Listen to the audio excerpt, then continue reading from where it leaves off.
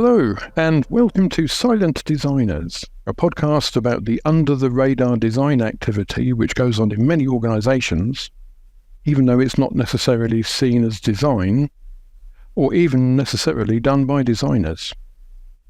Each month we're talking to an expert guest to share their knowledge, the impact that the designers had on what they do in their domain. I'm Steve Welsh from Innovate UK KTN, and I'd like to introduce my co-host, Catherine Wildman, founder of B2B copywriting agency Hayden Gray. Hi, Steve. Thank you for the introduction. In today's episode of Silent Designers, we are going to be exploring the theme of healthy living and technologies. And we're going to be talking to Tom Innes. He is Director of Consultancy Cofink. Tom, thank you so much for joining us today. Thank you very much. It's great to be with you. Excellent. Tom, thanks for joining us. How about we start by you telling us a bit about yourself and the area of innovation that you work in? Okay, great. Thanks, Steve. So I am Tom Innes. I work with Cofink, where I help facilitate collaborative thinking in a wide range of sectors.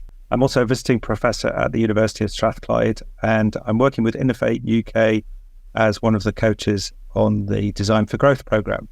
So my interest, my obsession, if you like, is the role that design plays in helping teams understand complex challenges, helping them in that phase of discovery and helping them innovate and deliver change. And those teams come in many different forms, but many of them have those silent designers that are the theme of the podcast, I think. That leads me beautifully into my first question, Tom, which is, can you tell us how you use design in the area and why is it important to innovation?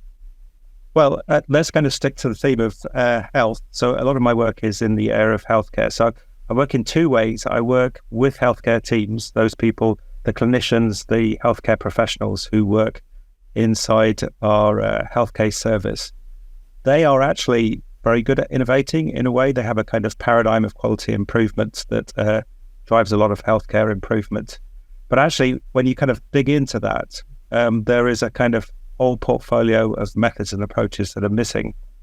And those are the ones that come with design thinking. So in healthcare, we like to be patient-focused, but a lot of that quality improvement portfolio doesn't really tell us about patients and service user journeys, and doesn't tell us an awful lot about having empathy with patients and understanding their journeys from a sort of ethnographic point of view. So immediately you can see there's an awful lot that can be brought on board with the application of some design thinking approaches. But interestingly, the people who design healthcare services are silent designers. If you're a GP, you're the person who designs the GP services. If you're a clinician working in a hospital, you are the person who designs those services. You're the person with the expertise. You need to be upskilled in design approaches, and those design approaches need to come alongside the approaches you've got from quality improvement. So it's kind of really interesting. It's a really interesting place for design thinking. Do you think these people are aware that they need skilling, and that enough people are aware that, and maybe they wouldn't see design as we would, but that they're in an area where there is a body of work that they could learn from? Oh, I think levels of awareness obviously vary. I think if I think very broadly about healthcare, I think there is a kind of growing understanding that existing paradigms of quality improvement in healthcare can only take you so far. Quality improvement tends to drill down into more and more detail, and as I say, it doesn't necessarily have the voice of patients within it. Within contemporary healthcare, there's much more of a need to see the system as a whole. So that's where you kind of design thinking comes in, and actually systems thinking comes in too. And so there is a whole set of approaches which I think there's an awful lot of appetite for in that sector. So I think it's a very interesting one from that point of view. I know, Tom, that you talk about systemic challenges. What sort of challenges are you looking at when you're thinking in terms of design thinking? Where do you even begin with something like a healthcare system? Well, in healthcare systems, we've been through my research projects at the University of Strathclyde and through the practice of Cofink, we've been developing new methods. So one of them is to map out a visual ecosystem of healthcare pathways. It sounds very, very complicated, but basically, healthcare professionals, it's a bit like looking at a tube map. A tube map has the Victoria line, the Central line, the Piccadilly line. They all interact with each other. They all sit inside a much more complex system called Transport for London.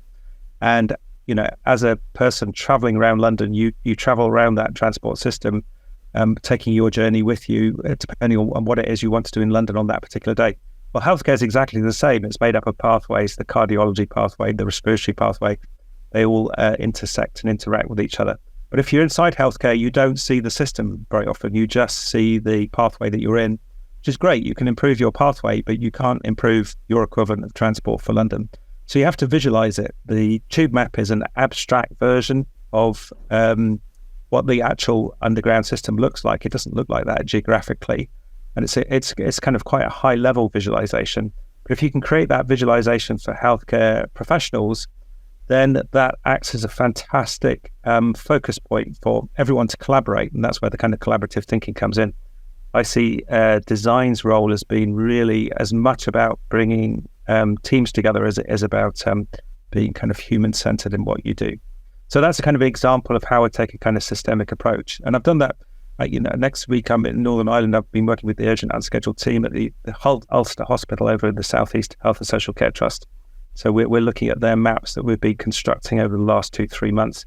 And they are in desperate need of finding some solutions for this autumn, for this winter, in order to sort out urgent unscheduled care and the flows of patients. So if you have the map, you can begin to understand those flows. You can understand, if you think about it as a tube map, how you can begin to think about those passenger journeys, and the same is true for patient journeys.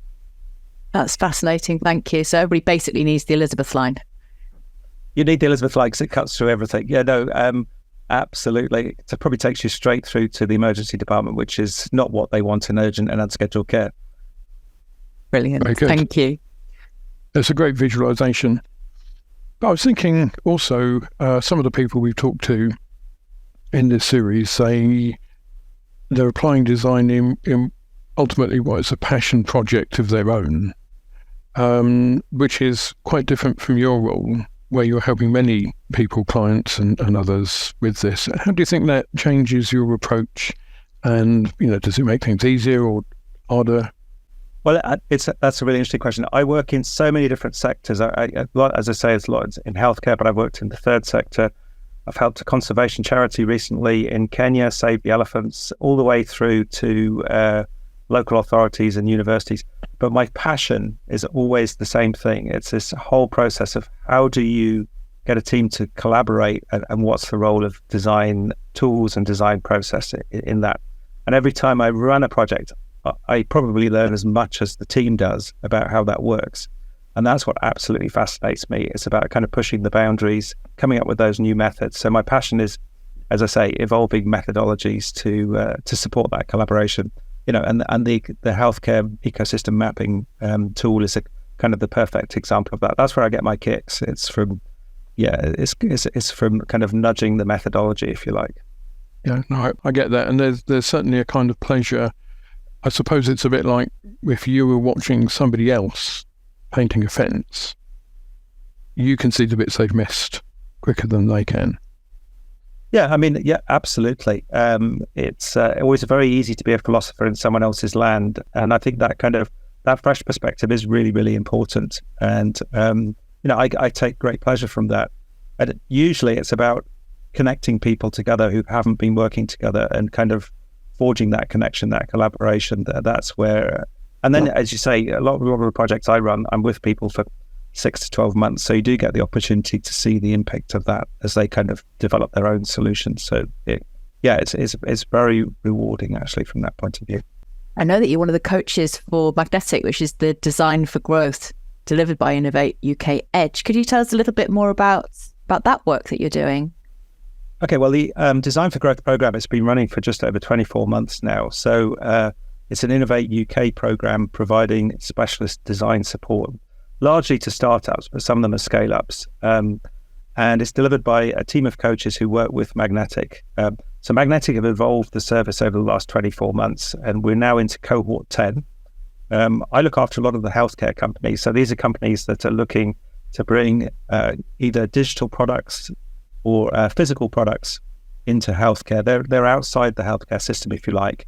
A lot of them are actually led by clinicians who are teaming up with technologists to develop these new interventions which will improve healthcare. So I help them very much along the lines of really getting them to understand the service user journeys associated with their products. So that seems to be one of the big themes for the coaching work that I do with them. So in healthcare, there's many different service user journeys. There's the journey of the patient, but you also have to think about the people in the care system and how they use the products and service. And you also have to think about how they're procured in the first place. So how these products and services commissioned. How do you get your new product or service to integrate with the systems that are already there, the legacy systems, if you like? And a lot of the legacy systems in healthcare are not 21st century and cutting edge. So that's a kind of interesting challenge in its right. So I've met many different healthcare companies along the way and had some extremely interesting coaching interactions with them. Some of them are kind of physical products. So one of the great ones is a trumpet that's been designed by the team at Tootie Toot. It's designed by a team that have musical expertise. They're a team of musicians and designers. They've created this amazing product, a physical product, which helps children suffering from asthma and other breathing disorders. The product has been worked and developed with a clinical team, and it's there to help those children and young people practice their breathing exercises, which you have to do if you are suffering from some of these conditions.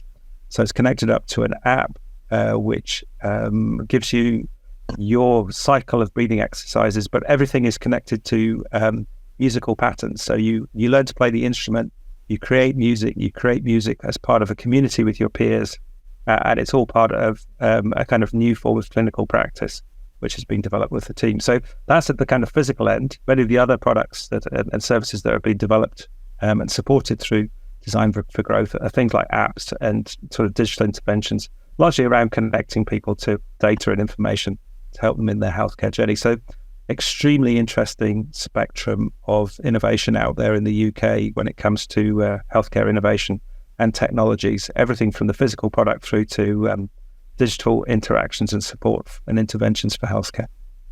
And so very practical as well. When you're thinking about the vision that you gave us of the tube map, which is extraordinarily helpful, and you can picture what you're talking about, but then you can imagine a child actually getting stuck in and involved and enjoying their recovery or managing their condition because of some creative thinking that's come in. It's extraordinary. Yeah, I mean, the 222 I think is amazing from that point of view because it is the genuine fusion of the STEM and the arts, if you like. There's certainly technology behind it, digital technology. There's the kind of clinical setting. It's clinically proven, but it also has that amazing input of the creative genius of the team that are kind of driving that innovation. So it's really interesting to see that fusion, and it's great to see the smiles it brings to the faces of those people who had the drudgery before of breathing into kind of clinical devices, which they had to breathe into 50 times at exactly the same rate in order to kind of perform their kind of medication each night. So the Tootie Toot trumpet has kind of transformed that, or is about to transform that. The joys of gamification. Indeed, yeah. And that's part of the app, I think, gamification app. Excellent. That's brilliant. We're coming to the end of our time today, Tom. Thank you very much for being here. I know Steve has one more question to ask you. Well, I don't know if this is going to be the easiest or the hardest question, but what a fantastic spread of people you work with and lots of innovation opportunities you've seen. You're working in innovation. What one piece of advice would you give to somebody who wanted to incorporate design thinking into what they do? Great question, Steve. Well, I've got one piece of advice that kind of breaks down into 3 workouts, if you like. So I think if you want to bring design thinking, systems thinking into your work, what you've got to do is develop some of the mental gymnastics associated with design thinking. So it is to do with new ways of thinking about things. So I'll give you 3 simple mental workouts that you can go away and practice. Okay, so workout 1 is don't jump to solutions. Always start by asking yourself, what is the problem or unmet need? And then blast it with something like, how might we solve this? So then ask yourself the question, but always go back to the needs or problems. All the time I meet people who are jumping to solutions. In healthcare, everyone's a type A person and has a kind of list of solutions, but you've got to go back to the problem or unmet need. Workout 2 is when you're looking for solutions, always look to the left and think, what have others done in my sector? And always look to the right and say, what have others done in other sectors? So what else is like this? Don't reinvent the wheel. So there's so much that's been done already. And again, half the time we're just not aware of what's to the left and the right. And the final workout is learn to zoom in and out. So just think about Google Maps. Google Maps shows us a city, it shows us a suburb, it shows us a street. You can go down into someone's back garden, you can go inside their shed practically. And what you need to do is you need to think about that in the context of your own business. Learn to visualize your own business and your own organization in the same way. What's the system it sets in? What's the kind of ecosystem of services and products that you have? What are the individual products? And think about Google Maps. In Google Maps, in the bottom right-hand corner, you've got that little yellow figure that you can pull into the map. And that takes you into Street View. So do the same thing with your systems. Take that little yellow figure and put them into your system map. And that shows you what the customer experience is like. Because the customer doesn't see the system. The customer just faces you with all of those touch points all the time. And that's what Street View is. Street View is the touch points as you navigate around a Google map. So 3 workouts for you. Don't jump to solutions. Ask what else is like this. And just kind of begin to think in Google Maps terms about your own situation. And I think if you take on board those 3 little pieces of mental gymnastics, you'll be motoring when it comes to design and systems thinking. That's lovely. Yes, it's great advice and very clearly expressed. Thank you. Brilliant. So thank you so much for that. We've learned, again, as always, we've learned a lot today and some superb examples and some things to think about, especially about the systems and almost systems of systems and understanding how they lock together.